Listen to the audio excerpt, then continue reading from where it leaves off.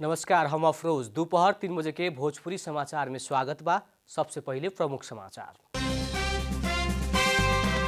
प्रधानमंत्री देउवा आ माओवादी अध्यक्ष दाहाल बीच भेंटवार्ता, स्थानीय तह के निर्वाचन आ गठबंधन के विषय में छलफल।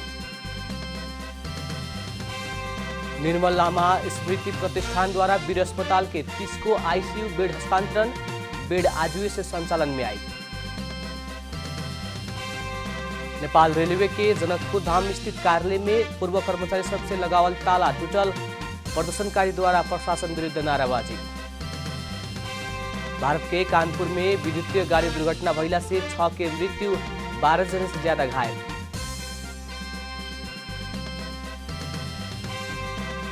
नेपाली क्रिकेट टीम के फील्डिंग कंसल्टेंट प्रशिक्षक में रघुराम श्रीनिवास नियुक्त।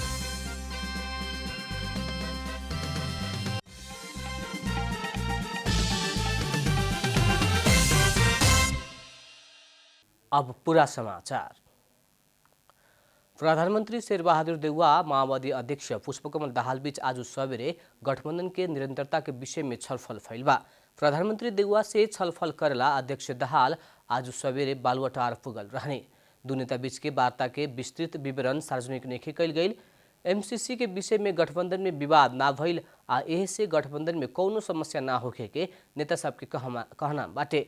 प्रधानमंत्री आ माओवादी अध्यक्ष बीच स्थानीय तह के निर्वाचन के मिति तथा एमसीसी लगायत के विषय में छलफल भइल बताओल गइल बा। सत्ता गठबंधन के एमसीसी के कारण कौनो खतरा ना रहल दुनू पक्ष जानकारी देहले बाटे। इससे पहिले प्रधानमंत्री देउवा दाहाल नेकपा एकीकृत समाजवादी के अध्यक्ष माधव कुमार नेपाल आ कांग्रेस के वरिष्ठ नेता रामचंद्र पौडेल बीच छलफल भइल रहे। निर्मल लामा स्मृति प्रतिष्ठान वीर अस्पताल के 30 गो आईसीयू बेड हस्तांतरण कैले बा। निर्मल लामा स्मृति प्रतिष्ठान के तरफ से नेकपा माओवादी केंद्र के नेता डॉक्टर लीलामणि पोखरेल के पहल में अस्पताल के 30 गो आईसीयू बेड हस्तांतरण कैल गई रहा।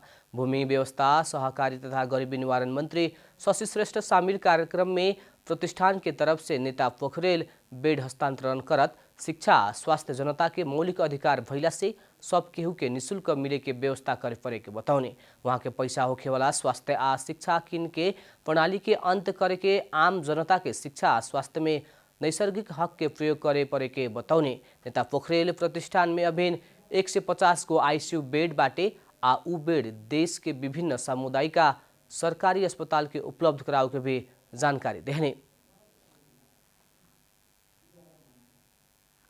हामीले हाम्रो संविधानमा शिक्षा स्वास्थ्यलाई निःशुल्क गराउने भनेका छौँ। हाम्रो प्रयत्न के हो त भन्दाखेरि शिक्षा र स्वास्थ्य पूर्ण निःशुल्क हुनुपर्छ। यो मौलिक अधिकार हो, फंडामेंटल राइट। वैसे ही वीर अस्पताल के प्रमुख प्रशासकीय अधिकारी डॉक्टर भूपेंद्र कुमार बस्नेत विभिन्न संस्था सबके सहयोग से ही कोरोना वायरस के तेसर लहर में इलाज करे के सहज भइल बताउने। वहाँ के प्रतिष्ठान से देहल 30 गो बेड आज से ही संचालन में ल्यावे के बताउने।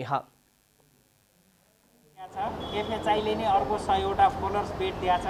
यहाँहरूले आज हामीलाई 30वटा यो आईसीयू बेड दिँदै हुनुहुन्छ। एउटा आईसीयू हाम्रो केही खाली छ, हामी त्यसमा राखेर यसलाई आजैबाट जोडेर हामी चाहिँ काममा अगाडि बढाउँछौँ र यो सबैको सहयोगले गर्दा यो पटकको तेस्रो लहरमा कोरोनाका बिरामीहरू आज पनि 160-70 जना बिरामी हुनुहुन्छ। सबै उपचार सहज रूपले भएको छ। डॉक्टर बस्नेत संस्थागत सबसे सहयोग से ही कोरोना के तेसर का लहर में ऑक्सीजन, वेंटिलेटर आ आईसीयू बेड उपलब्ध करावेला सहज हो रहा बताउने। नेपाल रेलवे के जनकपुर धाम स्थित कार्यालय में पूर्व कर्मचारी सबसे लगावल ताला सुरक्षाकर्मी तुरले बाटे।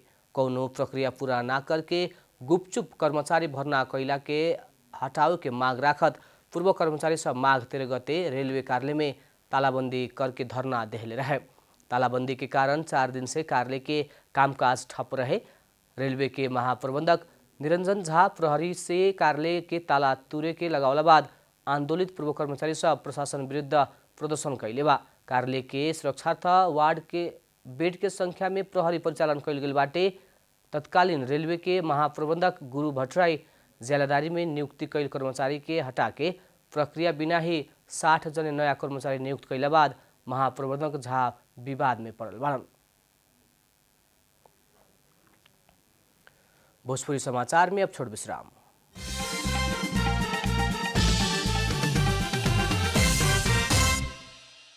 भोजपुरी समाचार में अब थप समाचार। तनहू जिला के बाल बालिका के आज से कोरोना विरुद्ध के मोडर्ना खोप के दोसर का मात्रा देवे के शुरू कर गई बा। इससे आगे ही पहल का मात्रा लगा चुकल 12 से 17 वर्ष उमेर समूह के बाल बालिका के दोसर का मात्रा देहल जा रहा बा। जिला में बीतल पुस 8 से 13 गते तक मोडर्ना खोप के पहल का मात्रा देहल गई रहे। नगरपालिका आज से 20 गते तक विद्यालय में ही खोप अभियान संचालन करे लागल ब्यास नगरपालिका जनौले बा। 14 वार्ड में रहल विद्यालय में खोप अभियान संचालन हो रहा बा। शुक्ला गंडकी नगरपालिका भी आज आ बिहान करके 2 दिन स्वास्थ्य संस्था मार्फत बाल बालिका के खोप दे रहा बा। 12 गो वार्ड में रहल विद्यालय, स्वास्थ्य चौकी आ आधारभूत स्वास्थ्य केंद्र मार्फत बाल बालिका के खोप लगाव के नगरपालिका जनौले बा। हिमाली जिला मनाङ में खोप न लगावल आंतरिका बाह्य पर्यटक के प्रवेश में प्रतिबंध कल गई बा। जिला कोभिड-19 संक्रमण व्यवस्थापन समिति, जिला विपद व्यवस्थापन समिति के बैठक से संबंधित स्थानीय तह मार्फत मनाङ प्रवेश करे वाला नाका में स्वास्थ्य जांच करके एंटीजन परीक्षण के व्यवस्था करे के निर्णय कल गई बा। इतवार के मनाङ डिसियाङ गाउँपालिका के 24 वर्ष के पुरुष में कोरोना संक्रमण पुष्टि भइला संगे ही खोप न लगावल आंतरिका बाह्य पर्यटक के मनाङ प्रवेश करे ना देवे के निर्णय कल गई बा। मनाङ में कोरोना के दोसर का लहर शुरू भइला बाद 2 से 23 जने कोरोना संक्रमित भइल बाटे त 4 जने के मृत्यु भइल बा। मनाङ में खोप कार्ड बिना यात्रु के प्रवेश निषेध कल गई बा। अब आर्थिक समाचार।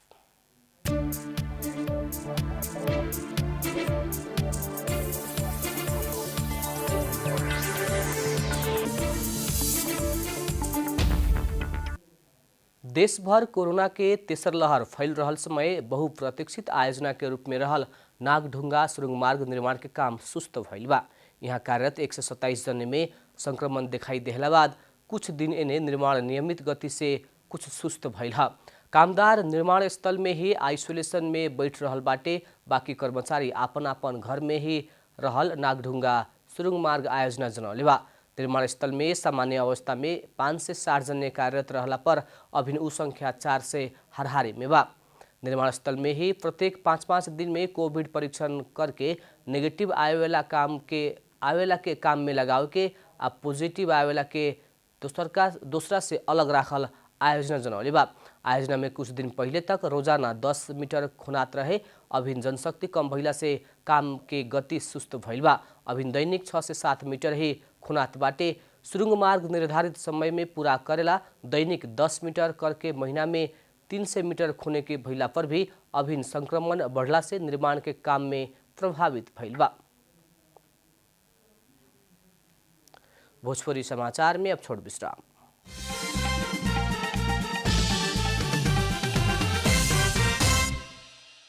भोजपुरी समाचार में अब अंतर्राष्ट्रीय समाचार। भारत के कानपुर में तेज गति के विद्युतीय गाड़ी दुर्घटना भइला पर 6 जने की मृत्यु भइल बा। कानपुर के टाट मेल चौक लगे अनियंत्रित विद्युतीय बस से 3 गो कार और कुछ मोटरसाइकिल सहित 17 गो सवारी साधन के ठोकर देहला पर 6 जने के दुर्घटना स्थल में मृत्यु भइल भारतीय संचार माध्यम सब जनौले बा। दुर्घटना में 12 जने से ज्यादा घायल भइल बाटे। घायल सब मध्ये कुछ के अवस्था गंभीर रहल जनावल गइल बा। तेज गति में रहल बस से आपन मार्ग में आयल कार तथा मोटरसाइकिल पैदल यात्री के ठोकर देहल गइल बाटे। आदमी सबके खींच के भागे के खोजला पर टाट मेल चौक में विद्युतीय बस डंपर संगे ठोकाइल रहे। बस के चालक मौका लेके फरार भइल बाड़न। बस के ठोकर से 3 गो कार और बहुते मोटरसाइकिल जर के नष्ट भइल बा। कानपुर में इहे जनवरी से विद्युतीय गाड़ी संचालन में आयल बाटे। घायल सबके स्थानीय अस्पताल में इलाज हो रहल बा। अब खेलकूद समाचार।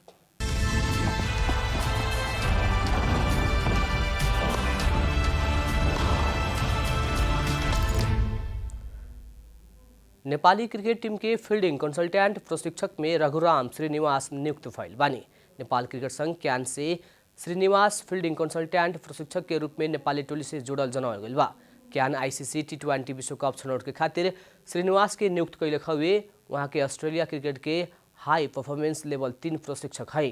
श्रीनिवास मुख्य प्रशिक्षक पुबुदु दशनायक संगे अमेरिका के क्रिकेट टीम संगे ही काम कैले रहनी। नेपाली टोली ओमान में आयोजना होखेवाला आईसीसी पुरुष टी20 विश्व कप की ग्लोबल छनौट के खातिर तैयारी कर रहल बा। ग्लोबल छनौट में नेपाल रहल समूह ए अंतर्गत के खेल सब फरवरी 17 से 24 तारीख तक आयोजना होखे। यस समूह में आयोजक ओमान सहित Nepal, Philippines, Canada, UAE, Bahrain, Ireland और जर्मनी रहल बा। अंत में प्रमुख समाचार फिर एक बेर। प्रधानमंत्री देउवा आ माओवादी अध्यक्ष दाहाल बीच भेंटवार्ता, स्थानीय तह के निर्वाचन आ गठबंधन के विषय में छलफल। निर्मल लामा स्मृति प्रतिष्ठान द्वारा वीर अस्पताल के 30 गो आईसीयू बेड हस्तांतरण, बेड आजुए से संचालन में आई। नेपाल रेलवे के जनकपुर धाम स्थित कार्यालय में पूर्व कर्मचारी सबसे लगावल ताला टूटल, प्रदर्शनकारी द्वारा प्रशासन विरुद्ध नाराबाजी। भारत के कानपुर में विद्युतीय गाड़ी दुर्घटना भइला से 6 के मृत्यु, 12 जन से ज्यादा घायल।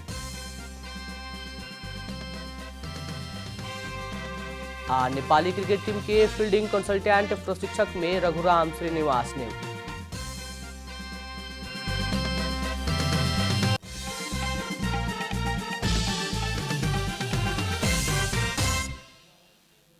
भोजपुरी समाचार अभी खातिर इतना ही। जनता द्वारा जनता खातिर प्रसारित जनता टेलीविजन देखत रहे। प्रणाम।